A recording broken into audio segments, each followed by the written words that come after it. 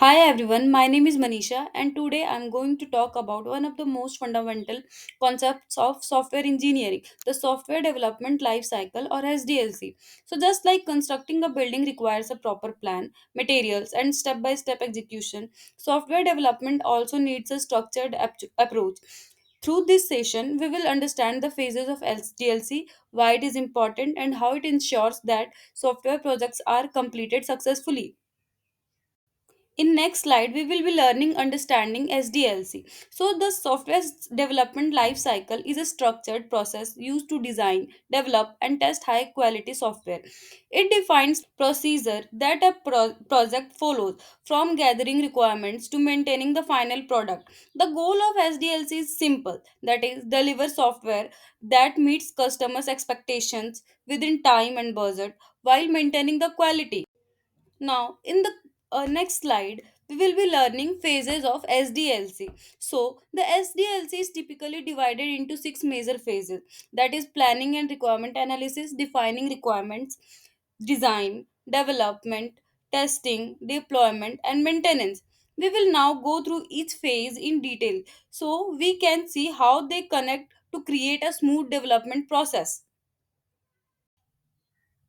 So now we will be exploring planning and requirement analysis. So this is the foundation phase of entire SDLC. Here we will define the project's objectives, scope and roadmap for execution.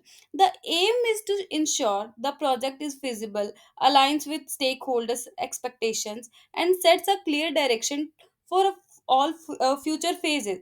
A well executed planning stage helps prevent confusion, delays, and costly mistakes later. So in next, uh, in next phase, we will be learning defining requirements. So once planning is done, we move to gathering and finalizing requirements. In this phase, all the features and expectation for the software are documented and approved by the stakeholders. This is done using SRS, that is Software Requirement Specification Document. Think of it as a contract between the client and the development team. It tells exactly what will be.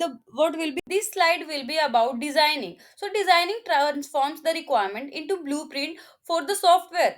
This blueprint explains how the system will function, what the user interface will look like, and how different components will interact. The designing document is essential because it guides the developers, ensures will build exactly what was envisioned in the requirement.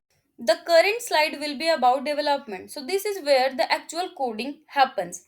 Developers use programming language like C++, Python or Java to implement the design, following coding standards and using tools like compilers, debuggers and interpreters ensures efficiency and consistency. At the end of this stage, we will have a working version of the product, that is, though it's not ready for release yet.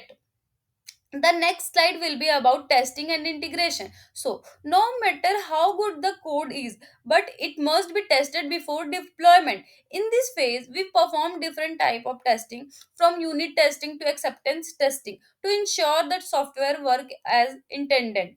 Integration testing checks the all components work together smoothly. Only after passing all these tests is the product ready for release. So next slide will be about deployment. So deployment is the moment the software is made available to the users. This could be a soft launch for a small audience or a full public release. It's the culmination of all previous stages. But the journey doesn't end here. So we will be learning about maintenance. Once the software is live, it requires maintenance to fix bugs, improve performance, adapt to changing needs. This phase ensures. So one of the best example is agile model. So apart from the traditional SDLC, there is the agile methodology. Agile breaks projects into smaller cycles called sprints, allowing for quick adjustments and continuous improvement. After each sprint, the team reviews the progress and makes changes as needed, making agile especially useful for fast changing environments. Now, Now we will conclude the all slides. So to summarize, the software development life cycle provides a structured approach that helps deliver software efficiently, cost effective, and with high quality. Whether you follow the traditional phases or agile, the key is planning well, following it stays carefully, and adapting when needed. Thank you for your attention, and I am happy to take any questions. Thank you.